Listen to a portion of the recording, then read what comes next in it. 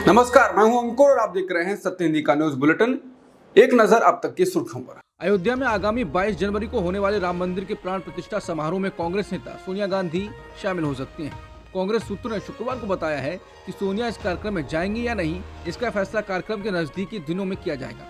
Party के प्रवक्ता जयराम रमेश ने एक्स पर पोस्ट किया है कि सोनिया गांधी और कांग्रेस प्रमुख मल्लिकार्जुन खड़गे को आमंत्रित किया गया है, लेकिन इस पर उचित समय पर फैसला लिया जाएगा और सूचित किया जाएगा। प्राप्त जानकारी के मुताबिक राम मंदिर ट्रस्ट की ओर से इस कार्यक्रम में भाग लेने के लिए सोनिया गांधी, कांग्रेस प्रमुख मल्लिकार्जुन खड़गे और लोकसभा में पार्टी के नेता अधीर रंजन चौधरी को आमंत्रित किया गया है। पूर्व आईपीएस अधिकारी जूलियो रिबोरे ने कहा है कि वो इस बात को लेकर चिंतित हैं कि भारत में माइनॉरिटीज को आने वाले समय में पाकिस्तान जैसे हालातों का सामना करना पड़ सकता है। उन्होंने कहा कि जिस तरह के हालात आज पाकिस्तान में हिंदू और ईसाई झेल रहे हैं, आने वाले समय में भारत में भी अल्पसंख्यकों को ऐसी स्थिति का सामना करना पड़ सकता है, जिसे लेकर वो चिंतित है। जूलियो रिबोरे ने आरोप लगाया है कि सरकार भारत को भगवा पाकिस्तान बनाना चाहती है। 2024 में होने वाले लोकसभा चुनाव को लेकर इंडिया गठबंधन और बीजेपी जुटे हुए हैं। सियासी पारा लगातार गर्मा रहा है। इस बीच प्रधानमंत्री मोदी ने विपक्षी गठबंधन इंडिया पर निशाना साधते हुए कहा कि लोगों को मिलीजुली सरकार नहीं पसंद है, न उनको चाहिए। पीएम मोदी ने इंडिया टुडे ग्रुप से बातचीत में इंडिया गठबंधन का नाम लिए बिना कहा कि लोगों, विशेषज्ञों और मीडिया के दोस्तों के बीच इस बात पर आम सहमति है कि हमारे देश को मिलीजुली सरकार की जरूरत नहीं है। मिलीजुली सरकार से उत्पन्न अस्थिरता के कारण हमने 30 साल खो दिए। लोगों ने मिलीजुली सरकार में तुष्टीकरण की राजनीति और भ्रष्टाचार देखा है। उन्होंने आगे कहा कि 2024 में बीजेपी एक स्वाभाविक पसंद है, क्योंकि इससे पहले गठबंधन सरकारों ने दुनिया में भारत की छवि खराब बनाई है। कांग्रेस ने गुरुवार को जहां आरएसएस का मुख्यालय है यानी नागपुर में एक रैली आयोजित कर 2024 के अभियान की शुरुआत कर दी। नागपुर को चुनने के पीछे कांग्रेस अध्यक्ष मल्लिकार्जुन खड़गे ने रेखांकित किया कि ये स्थान चुनने के पीछे का विचार ये पुष्टि करना था कि कांग्रेस को बी आर अम्बेडकर के प्रगतिशील विचारों द्वारा परिभाषित किया गया था, जिनकी विचारधारा इस शहर में है। खड़गे ने कहा, नागपुर में दो विचारधाराएं हैं। एक विचारधारा प्रगतिशील है जो बाबा साहेब अम्बेडकर की है, दूसरी तरफ आरएसएस है जो देश को बर्बाद कर रहा है और हमें अम्बेडकर की विचारधारा पर चलना होगा। वहीं राहुल गांधी ने भी कहा, इस समय देश में विचारधाराओं की लड़ाई है। लोग सोचते हैं ये एक राजनीतिक लड़ाई है, सत्ता की लड़ाई है, लेकिन इस लड़ाई की बुनियाद विचारधारा है। कर्नाटक में भाजपा विधायक वसंत गौड़ा पाटिल यत्नाल ने बीजेपी सरकार पर कोरोना के वक्त 40,000 करोड़ का गबन करने का आरोप लगाया। उन्होंने कर्नाटक की बीएस येदियुरप्पा सरकार पर यह आरोप लगाया। इसी मामले को लेकर बिहार के नेता पप्पू यादव ने कहा है कि एक राज्य कर्नाटक में बीजेपी ने कोरोना में 40,000 करोड़ का घोटाला किया। पूरे देश में बीजेपी ने कितने लाख करोड़ का घोटाला किया होगा, आप बताओ। जेडीयू में आज बड़ा बदलाव हुआ है। पहले पार्टी अध्यक्ष राजीव रंजन उर्फ ललन सिंह ने अपने पद से इस्तीफा दिया और उसके बाद नीतीश कुमार पार्टी के अध्यक्ष बन गए। नीतीश कुमार ने मीडिया के सामने ललन सिंह के साथ खड़े होकर कहा कि मैंने पार्टी के राष्ट्रीय अध्यक्ष का पद स्वीकार कर लिया है। वहीं मीडिया के सामने ही जेडीयू के पूर्व अध्यक्ष ललन सिंह ने नीतीश कुमार को पार्टी का नया राष्ट्रीय अध्यक्ष बनने पर बधाई दी। नीतीश कुमार के जेडीयू अध्यक्ष बनते ही उनकी पार्टी की तरफ से इंडिया गठबंधन के पीएम उम्मीदवार पर दावेदारी ठोक दी गई। जेडीयू के सीनियर नेता केसी त्यागी ने मीडिया से बातचीत में बड़ा बयान दे दिया है। उन्होंने कहा है कि नीतीश कुमार इंडिया गठबंधन के विचारों के संयोजक हैं, विचारों के प्रधानमंत्री हैं। इसके साथ ही उन्होंने कहा कि आरजेडी और जेडीयू के बीच कोई विवाद नहीं है। बिहार इंडिया गठबंधन के सीट बंटवारे के मामले पर मॉडल बनेगा। वहीं ललन सिंह ने इस्तीफा देने के बाद कहा कि जो एजेंडा चलाया जा रहा था वो पूरी तरह गलत है। किसी तरह बीजेपी पर या एनडीए के साथ नहीं जा रहे हैं, इंडिया गठबंधन को मजबूत करेंगे। जेडीयू के राष्ट्रीय अध्यक्ष पद से ललन सिंह के इस्तीफे और नीतीश कुमार के अगला अध्यक्ष बनने की खबरों पर बिहार बीजेपी अध्यक्ष सम्राट चौधरी ने तंज कसा है। उन्होंने ताजा घटनाक्रम पर कहा है कि क्या फर्क पड़ता है, वो नीतीश जी की एक प्राइवेट लिमिटेड पार्टी है। नीतीश जी बने या पहले आरसीपी जी थे, उसके पहले श्रद्धेय जॉर्ज साहब थे, कोई नई बात नहीं। वहीं जदयू के बीजेपी में जाने की खबरों को खारिज करते हुए सम्राट चौधरी ने कहा, ऐसी कोई बात नहीं है, राष्ट्रीय या प्रदेश स्तर पर इस बारे में कोई बातचीत नहीं हो रही है। शिवसेना यूबीटी नेता संजय राउत ने शुक्रवार को जोर देकर कहा कि लोकसभा चुनाव में महाराष्ट्र की 48 में से 23 सीटों पर लड़ेगी। इसके साथ ही उन्होंने कहा कि सीटों के बंटवारे के संबंध में कांग्रेस के साथ उसकी बातचीत शून्य से शुरू होगी, क्योंकि राज्य में उनके पास कोई भी सीट नहीं है। राउत ने संवाददाताओं से बातचीत करते हुए कहा कि शिवसेना, कांग्रेस और एनसीपी द्वारा जीती गई सीटों पर चर्चा बाद में की जाएगी। बीते दिनों इंडिया गठबंधन के नेताओं की बैठक दिल्ली में हुई थी। इस बैठक में कई दलों ने मांग की कि जल्द से जल्द लोकसभा चुनाव के लिए सीट शेयरिंग पर बात शुरू हो जाए। अब कांग्रेस सूत्रों के हवाले से खबर आ रही है कि पार्टी जनवरी के पहले हफ्ते से ही सहयोगी दलों के साथ सीट बंटवारे पर बात शुरू कर देगी।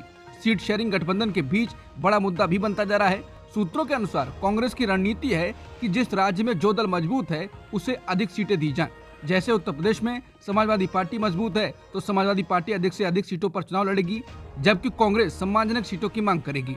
वहीं छत्तीसगढ़, राजस्थान, हिमाचल, उत्तराखंड और मध्य प्रदेश में कांग्रेस पार्टी मुख्य भूमिका में होगी। भारत ने एक लंबे समय से 2008 के मुंबई हमलों के मास्टरमाइंड हाफिज मोहम्मद सईद को भारत को देने के लिए पाकिस्तान को आधिकारिक अपील भेजी हुई है। भारतीय विदेश मंत्रालय के प्रवक्ता अरिंदम बागची ने शुक्रवार को प्रेस कॉन्फ्रेंस में पत्रकारों से कहा कि संयुक्त राष्ट्र की ग्लोबल टेररिस्ट की सूची में उसका नाम है और उसे भारत को प्रत्यर्पित किए जाने की अपील पाकिस्तान से की गई है। केंद्र सरकार को असम और पूर्वोत्तर के संबंध में एक बड़ी सफलता मिली है। शुक्रवार को सरकार और उग्रवादी संगठन United liberation front of Assam यानी उल्फा के बीच एक शांति समझौते पर हस्ताक्षर हुए। उल्फा के वार्ता समर्थक गुट ने केंद्रीय गृह मंत्री अमित शाह की उपस्थिति में केंद्र और असम सरकार के साथ शांति के त्रिपक्षीय समझौता ज्ञापन पर हस्ताक्षर किए। गृह मंत्री अमित शाह ने इस मौके पर कहा, मेरे लिए बहुत हर्ष का विषय है कि आज असम के भविष्य के लिए एक सुनहरा दिन है। लंबे समय से असम ने हिंसा को झेला है, पूरे नॉर्थ ईस्ट ने हिंसा को झेला है। जब से मोदी जी प्रधानमंत्री बने तब से दिल्ली और नॉर्थ ईस्ट की दूरी कम करने के प्रयास जारी हैं। झारखंड के मुख्यमंत्री हेमंत सोरेन ने शुक्रवार को घोषणा की है कि राज्य में आदिवासी और दलित को 50 वर्ष की आयु तक पहुंचते ही पेंशन मिलेगी। उन्होंने तर्क दिया कि उनमें मृत्यु दर अधिक है और उन्हें 60 वर्ष के बाद नौकरी नहीं मिलती है। सोरेन ने राज्य में झामुमो के नेतृत्व वाली सरकार के 4 साल पूरे होने के अवसर पर एक समारोह को संबोधित करते हुए ये घोषणा की। सोरेन ने दावा किया कि 2000 में झारखंड के गठन के बाद 20 वर्षों में केवल 16 लाख लोगों को पेंशन का लाभ मिला था, लेकिन उनकी सरकार ने 36 लाख लोगों को पेंशन दी है। उनमें ज्यादातर 60 वर्ष से अधिक आयु के हैं। असम के मुख्यमंत्री हिमंता बिस्वा शर्मा की जातिवादी ट्वीट के बाद कांग्रेस ने निशाना साधा है। कांग्रेस ने हिमंता शर्मा के ट्वीट के फोटो को साझा करते हुए लिखा है कि बीजेपी के मुख्यमंत्री हिमंता बिस्वा शर्मा ने बीते दिनों कहा कि शूद्र का कर्म ब्राह्मण, क्षत्रिय, वैश्य की सेवा करना है। कांग्रेस ने कहा कि शर्मा की सोच के पीछे बीजेपी है। बीजेपी ये नहीं चाहती कि देश का पिछड़ा, दलित और शोषित वर्ग मजबूत हो, समाज में उन्हें उनका हक और भागीदारी मिल सके। ये है बीजेपी की चाल, चरित्र और चेहरा। असम के मुख्यमंत्री हिमंता बिस्वा शर्मा ने अपने एक ट्वीट के लिए माफी मांगी है। हालांकि उस ट्वीट को उन्होंने अब डिलीट कर दिया है। डिलीट किए गए ट्वीट में लिखा था कि ब्राह्मण, क्षत्रिय और वैश्यों की सेवा करना शूद्रों का स्वाभाविक कर्म है। मंगलवार सुबह किए गए इस पोस्ट को हटाने के बाद गुरुवार को उन्होंने इसके लिए माफी मांगी। गुरुवार को उन्होंने इस बारे में सफाई दी और कहा कि उनकी टीम के मेंबर्स ने हाल में गलत अनुवाद वाली एक पोस्ट डाल दी। हालांकि विपक्षी दलों के नेताओं ने इसे लेकर उन पर निशाना साधा और कहा कि हिंदुत्व, समानता, बंधुत्व और न्याय का विरोधी है। राज्यसभा के सभापति जगदीप धनखड़ ने राघव चड्ढा को राज्यसभा में आम आदमी पार्टी का अंतरिम नेता नियुक्त करने के पार्टी के अनुरोध को खारिज कर दिया है। न्यूज एजेंसी पीटीआई ने सूत्रों के हवाले से शुक्रवार को यह जानकारी दी है। उपराष्ट्रपति जगदीप धनखड़ ने दिल्ली के मुख्यमंत्री अरविंद केजरीवाल को चिट्ठी लिखते हुए कहा कि अनुरोध को अस्वीकार किया जाता है। ऐसे में अब संजय सिंह उच्च सदन में आपके नेता बने रहेंगे। केंद्रीय आईटी और इलेक्ट्रॉनिक्स राज्य मंत्री राजीव चंद्रशेखर ने एप्पल का फोन हैक करने की चेतावनी के बारे में सरकार के रुख को लेकर अमेरिकी अखबार में प्रकाशित रिपोर्ट को खारिज कर दिया है। इस रिपोर्ट में दावा किया गया है कि भारतीय अधिकारियों ने कंपनी से अक्टूबर में जारी हैक को लेकर दी गई चेतावनियों के राजनीतिक प्रभाव को कम करने में मदद करने को कहा था। चंद्रशेखर ने इस रिपोर्ट को आधे अधूरे तथ्यों पर आधारित और कोरी कल्पना बताया। इसमें 31 अक्टूबर को एप्पल की अपनी प्रतिक्रिया को छोड़ दिया गया।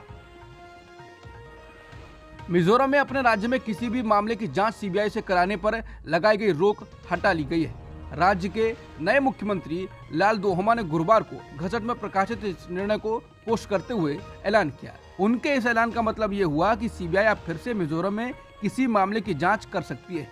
मिजोरम के मुख्यमंत्री लालदोहमा ने सोशल मीडिया साइट एक्स पर लिखा, मिजोरम सरकार मिजोरम राज्य में अपराधों की सीबीआई जांच पर सहमति देती है।